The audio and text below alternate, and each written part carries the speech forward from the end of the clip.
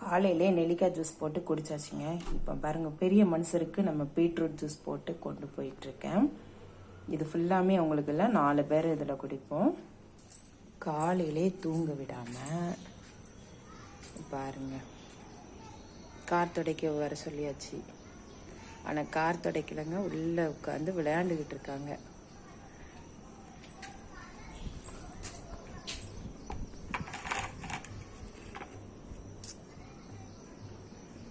பார்த்தீங்களா, உள்ளே உட்காந்து இதுதான் கார் துடைப்பு. உங்களுக்கு எப்படி துடைக்காங்கன்னு பார்த்தீங்களா?